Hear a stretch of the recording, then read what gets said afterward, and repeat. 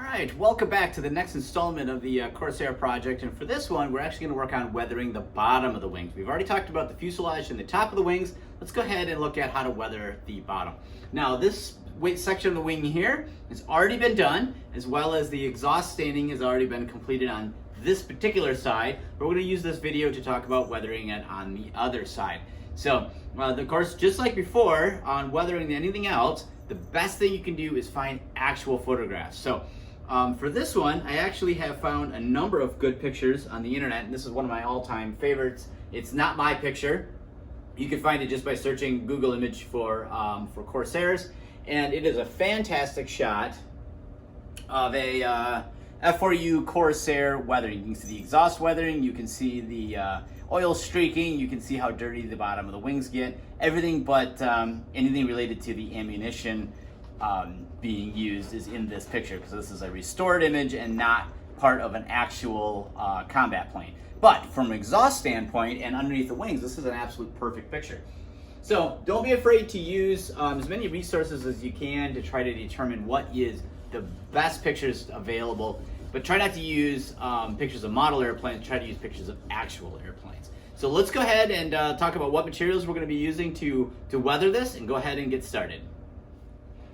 All right, as with the weathering of the fuselage here, we're going to use our trusty set of artist pastels, everything from black down to white. It's a grayscale set, and then it's got a few other colors in here as well that I use. I got a set of paintbrushes and some cotton balls, and those seem to work probably the best. So let's go over and talk about a few of the areas that we're going to highlight in the process of weathering. We're going to not talk about the fuselage right now. That's going to be a next one. We're going to focus out here.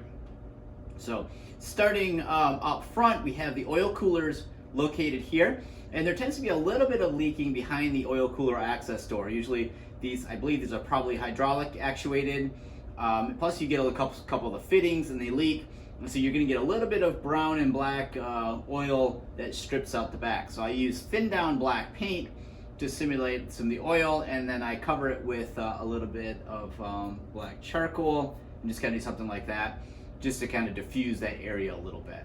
And I just kind of extend that back a little bit on the flaps here as well, just where some of the hinges and stuff would be at. This particular model did not use drop tanks or anything like that, so I've just kind of ignored this area. In hindsight, I probably could have just cut that area right out. We have the landing gear, so we're going to talk about weathering a little bit of the gear strut itself to kind of give it a little bit more realistic look and also make it have some definition to it. And then of course you have the cartridge ejector slots. These are not properly molded in the E-Flite Corsair. They are actually round and oval in the wing, and that's incorrect. They should be rectangular. So I just actually painted a black rectangle there to simulate that, and I'm going to call that good enough. And then we also have the streaking of the oil and gun set residue from the 3 gun ports, and then there tends to be a little bit of dark weathering just out here in the panels. Not very much at all. Not much goes on out there, but they do tend to get a little dirty. So, and then on this particular side, I did kind of knock down the decal here a little bit so it doesn't look as perfect, just by touching it up with a little bit of sandpaper. So let's go ahead and get started.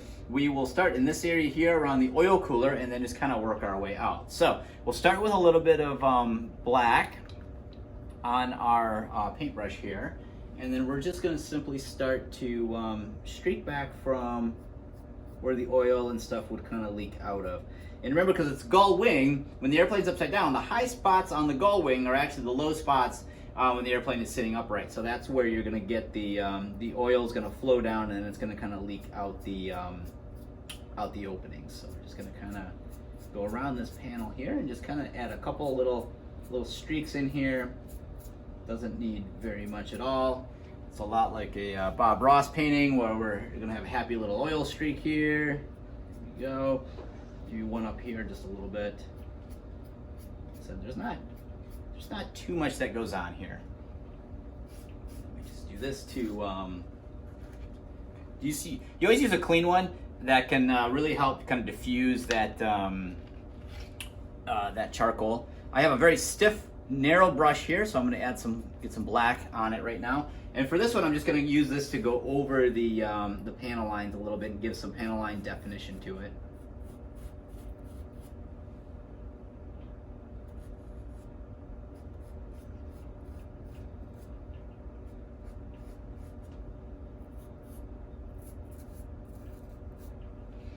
Okay, and that's obviously way too thick as it comes off, so we're going to use the use this just to kind of streak back a little bit. There we go.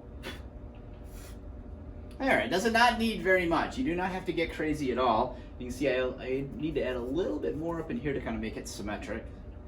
So there we go. All right, and as we work on this, it's important to note that the weathering is not going to be exactly symmetrical between the two sides. And the reason for that is you have the prop spinning out front, and that creates a helix that goes around the aircraft. So you're going to see the exhaust and staining and everything on the wing go this direction, because that's the way the prop is actually making it go. So it'll be cleaner on this wing than on this wing, because you're actually going to get exhaust soot blowing this way. You get oil from the engine, you're going to get oil from the oil coolers, you're going to get exhaust, you're going to get all this stuff, and it's going to move this direction because of the helix that the prop creates. Okay, and then we're just going to add a little bit of dark here. I'm going to use a kind of a darker gray, and I'm just going to kind of work around some of this area in here. It's a lot harder to do this on camera when this is not the best angle to do this at. So I do know that this flap in this area here actually gets a little bit more dirt and soot on it. I can see that from pictures, and the reason, that's what I talked about before, that the helix of the prop blows a lot of the exhaust staining along this area here that is not on the other one. Okay. And the bottom of this flap definitely is dirtier than the other side. Okay. Just kind of take it down a notch here with this. Okay. Here we go. And then I do want to add a little bit of brown. This is actually more of a reddish brown, but I want to add a little bit of brown to this as well.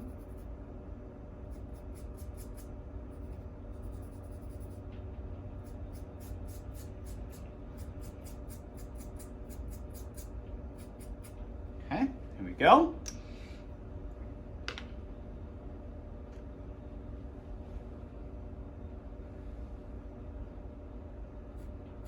Just kind of work a couple of the areas in here.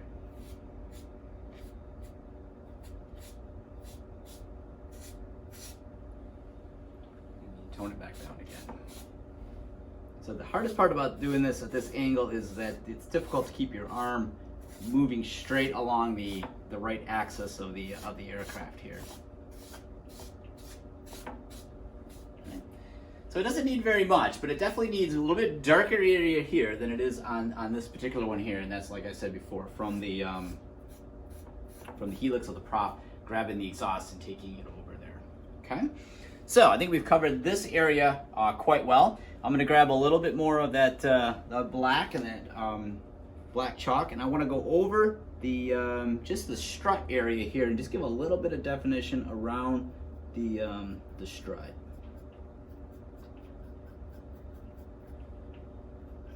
Once this is done, I'll actually retract or extend the landing gear and do the other side as well, because the gear I retract, I can only do one side.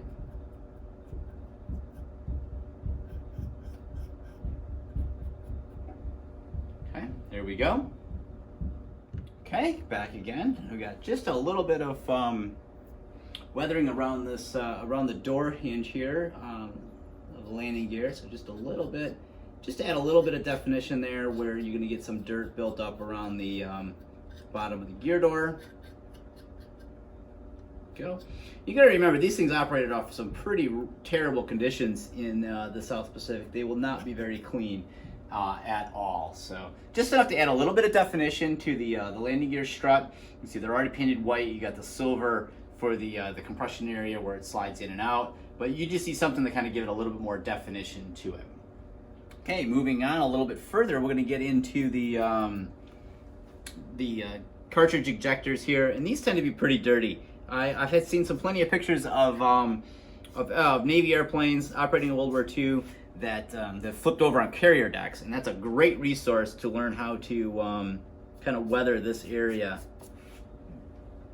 It really gets pretty nasty and oily underneath here. around there is not getting dirty enough. So that's what's nice thing about using chalk, is that you can just continue to layer it as you need to.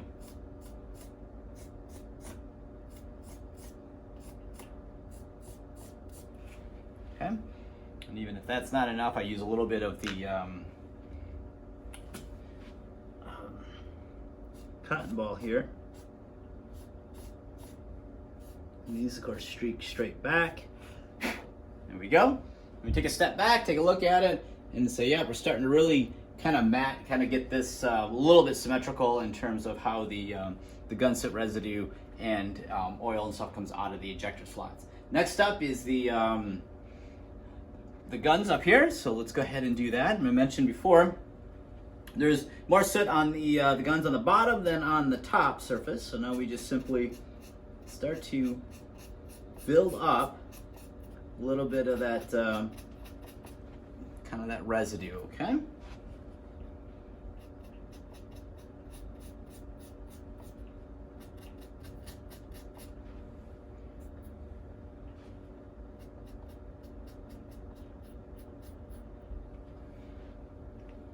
Okay, that's on there a little thick, so we just use our cotton ball here. We just simply streak it back. There we go. Just touch up a little area around here.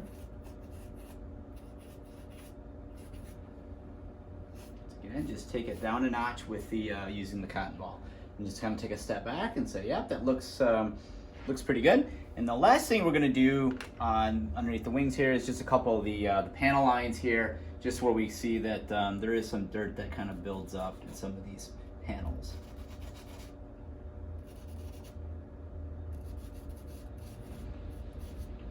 It's okay to go a little thick on the chalk to get started with, because we're going to knock this area down. You also have the hinge mechanism for where the wings would fold, so there's going to be some dirt that gets built up around there, because you're going to have some moving pieces, plus some hydraulic fluid that leaks out. So don't be afraid to add a little bit of dirt and grime to this panel here. Remember, all that oil and stuff always drains down to the bottom of the wing, and then it kind of flows out. So we know this is an access panel for the guns here, so we're going to have a little bit of dirt and grime around there.